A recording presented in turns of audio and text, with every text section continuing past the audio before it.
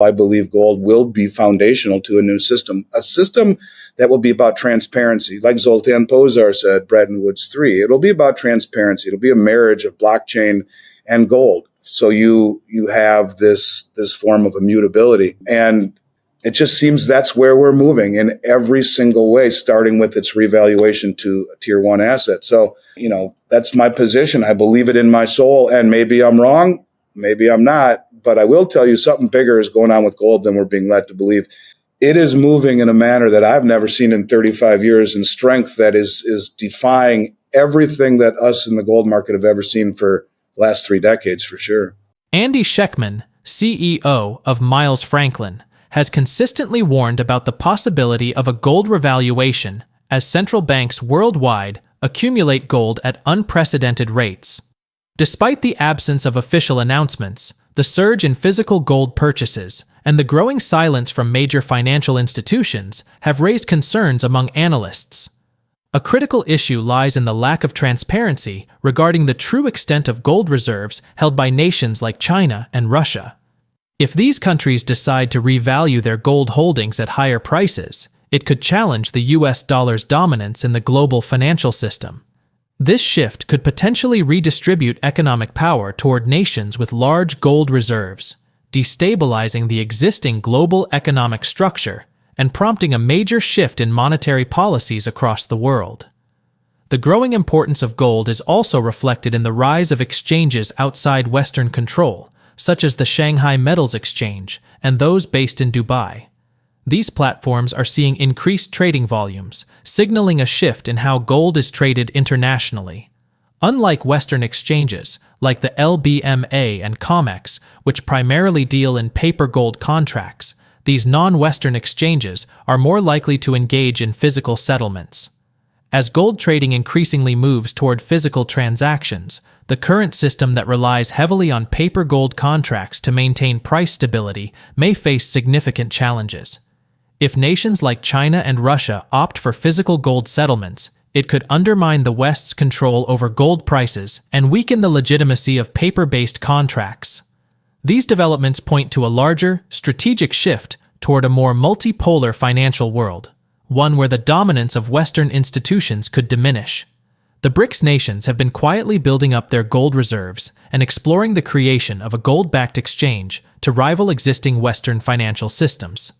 This gradual accumulation and strategic planning are helping to pave the way for an alternative financial structure. If China continues to accumulate gold and encourages its citizens to invest in the precious metal, it will not only stabilize its economy, but also help to establish a global economic system where gold plays a central role. This shift is poised to reshape the world's financial systems and could herald a new era of economic power. We present the clips of Andy's latest video. Before we continue to discuss this, please subscribe to our channel and activate the bell icon for timely updates. Thank you, and enjoy the video. I think he may have been told to shut up because he talked about it too soon. I don't believe it. I think it is on the table. I mean, it's ironic it's held in a gold revaluation account. Even marking it to market would be smart. And what if another country just marks it to market? Isn't that really what the price is? If all of a sudden, Germany and the head of the Dutch National Bank say, we're going to pay $3,300 for anyone that will sell us their gold. And okay, well, that's what the price is. What if China says that's what the price is, and their Shanghai Metals Exchange starts pricing gold for delivery? We'll buy it at $3,300 an ounce. Isn't that what the price is? Price is what someone's willing to pay for it. Yes, it's valued in dollars right now, but this is the whole problem of the metals exchange, where on the LBMA right now, they have roughly 36 million ounces of gold standing behind 280 million ounces of spot contracts that could stand for delivery. Do you see a problem with this system?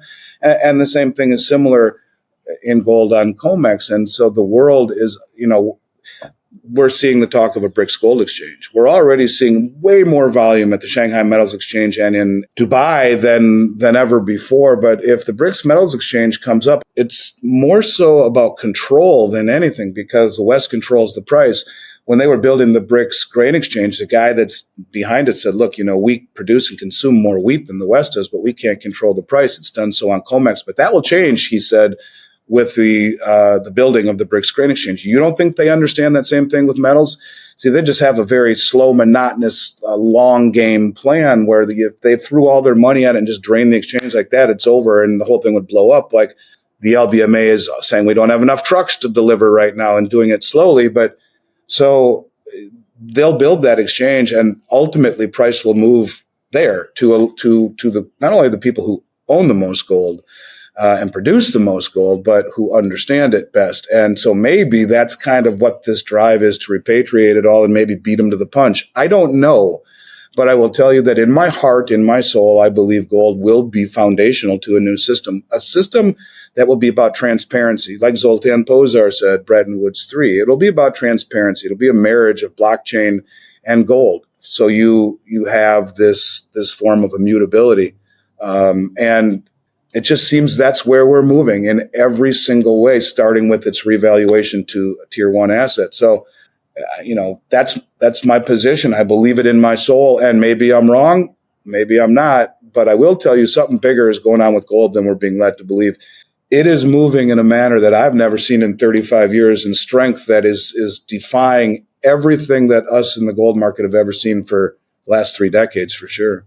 Well, in hindsight, it'll all be obvious. We'll look at so many of the activities over the last 5-10 years. I think central bank buying will be the biggest one. We'll look at that and say, the writing was all over the wall. Like, this was very obvious, but in hindsight, everything's.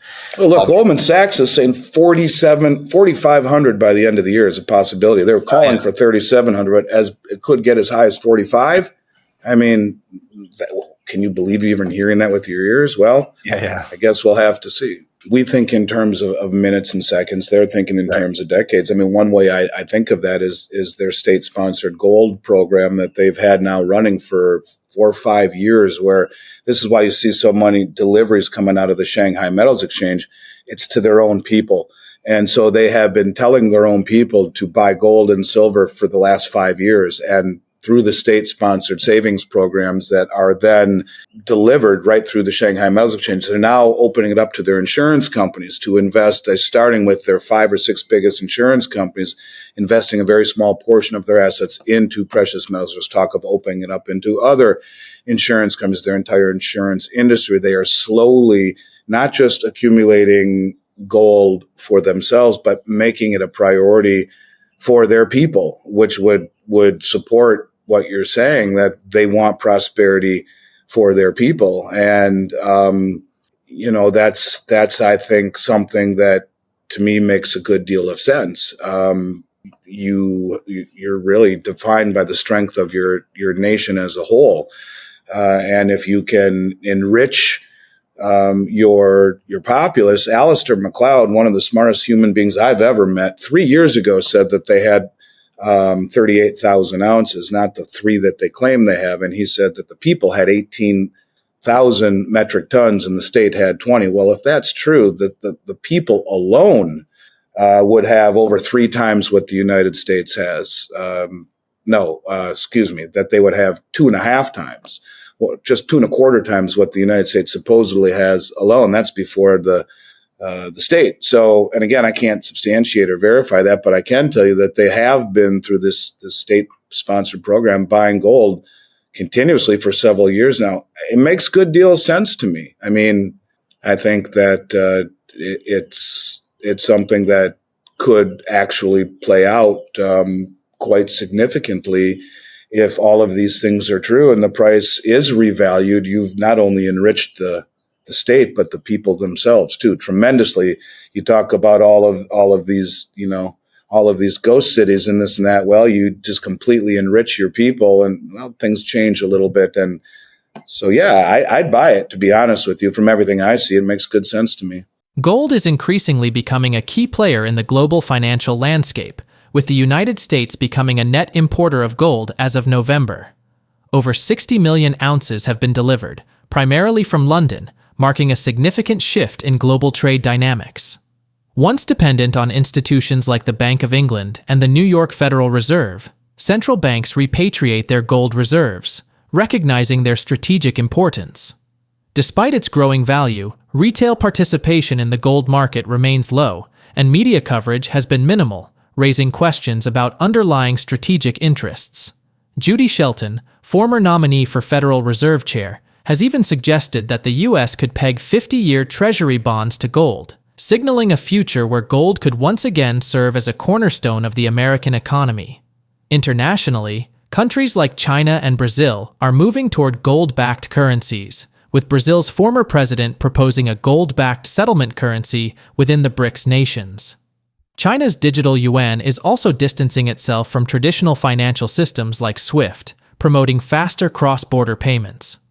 These developments suggest that gold-backed currencies could challenge the US dollar's dominance in global trade.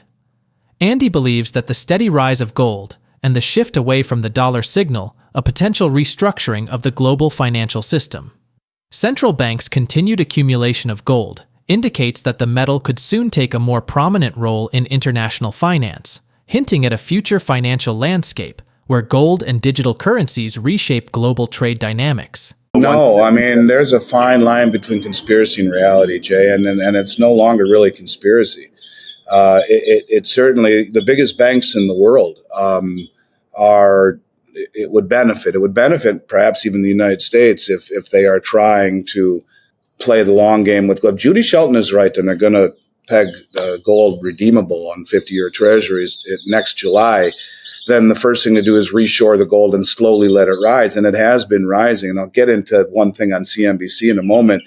But to give you an example of the vested interest, at least in some of these big banks who are trying to get out of their positions, arguably, when the price of gold fell by $200 an ounce last week or 2 weeks ago, the amount of open interest that was closed out is off the charts.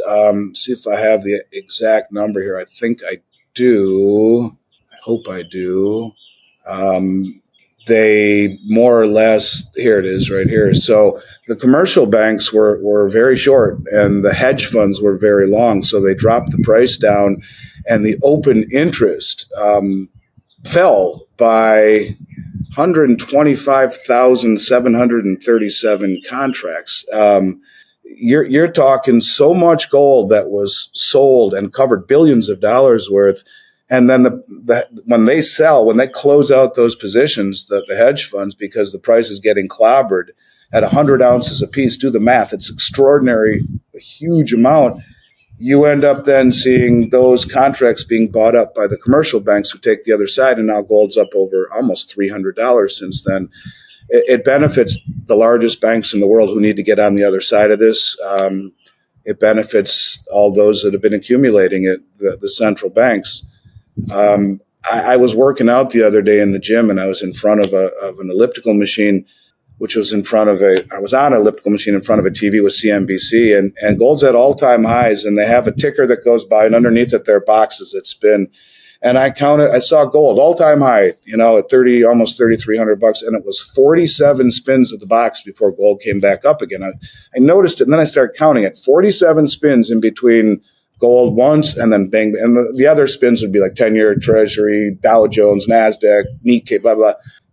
And there's three boxes, and I'm looking, no gold. 47 spins later, there's gold, but in the interim, Bitcoin came up 9 times, or Bitcoin futures. And so, I mean, there again, fine line between conspiracy and reality. But if you would have told me at any point in my career, gold beat 3,300 and you don't see it anywhere, no one knows it at all, I'd eat my hat, and here we are. This tells me we're very early, because the only ones buying it, Jay, are the most well-informed traders in the world. The central banks, the sovereign wealth funds, and the commercial banks, they're positioning always ahead of the little guy who here we are at 3,300, hasn't even realized it yet. That's a really interesting observation, that there was a 47 whatever rotation of data before you saw the all-time high gold price again, but they were rotating. If you look at what's supporting that gap of central bank buying, in many respects has been filled by the stablecoin market right now, where Tether, which was in trouble by the Treasuries, somehow miraculously isn't, but their balance sheet changed to almost all Treasuries. USDC, almost all Treasuries. The new Ripple deal, almost all Treasuries. So every time there are stable coins that are used within the crypto system, it's supporting the legacy system, which is the cruel irony of it all. And so if you issue treasuries, and Judy said, then we'll have stable coins issued off of them.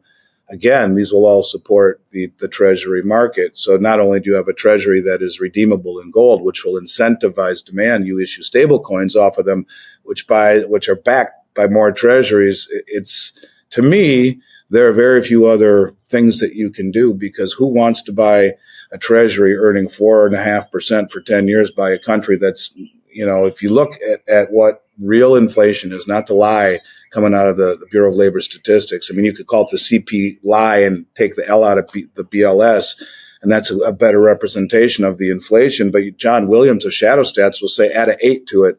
It's 11%, not the 3 we're being told. And if you shop in a grocery store or take your family out to a ball game or out to dinner or whatever, that inflation is not really coming down like they say it is. So, yeah, who wants to buy a treasury when we're inflating away the currency? And you look at the instability of the treasury market, where, there's greater volatility in the treasury market over the last few years than in gold. That's something you never saw before. So, plus it can be sanctioned and weaponized. So, yeah, I think that's the only way you turn it around. And then that goes hand in hand. Would they revalue gold? I don't know. Is it ironic that it's held in the gold revaluation account? Roosevelt did it. Even Nixon did it. When Nixon closed the gold window in 71 at $35 an ounce, the next year he revalued it to 38, and the next year to 42.22. And that means the dollar devalues, which is what Trump wants. Gold goes higher. And, well, if you have reshored it all and you continue to take delivery of it. And it's funny, you talk conspiracy, the line between it. JP Morgan always chafed my rear end that they were allowed to continue to be the custodian of SLV, the world's largest silver trust, after paying a $920 million fine for manipulating the market. But they have now taken over as primary custodian, with BlackRock in both instances, as the primary custodian of GLD. And in 2 vaults in London and in New York, they own more gold than most of the G20 countries. So you want to talk about like conspiracy? Well, they could close those 2 funds on a Friday night, take all the gold, take all the silver, put dollars that they print into your money market account and say, what? We didn't break any laws or infringe any civil liberties. You can't take possession of the metal out of those accounts. Only the big commercial banks and funds that funded it through what's called a basket can, but the rest of us can't.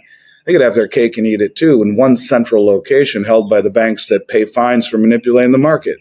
So it's there is this fine line. I remember speaking at the Sprott show years ago in Vancouver and saying JP Morgan's manipulating the market, and showed all sorts of charts. And Doug Casey got up and said that could never be true. That could never be true, he said. As much as I appreciate what Mr. Schectman said, that can never be true because the traders can't keep their mouth shut long enough. Well, evidently it was true, and they admitted to it, and they paid a $920 million fine, the largest ever by the Justice Department. The point is that a lot of these things that seem conspiracy, that just have so many things that make you say, well, is it really? Or, is it just coincidence? I don't know. You tell me. Sure seems a little bit more than a coincidence. Not saying that it is, but who knows? I just simply think that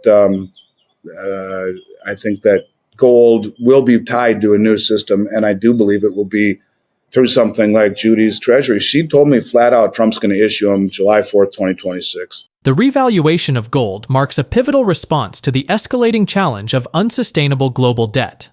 As traditional monetary systems strain under the weight of rising deficits, gold offers governments a potential lifeline, allowing them to navigate fiscal pressures while stabilizing their economies.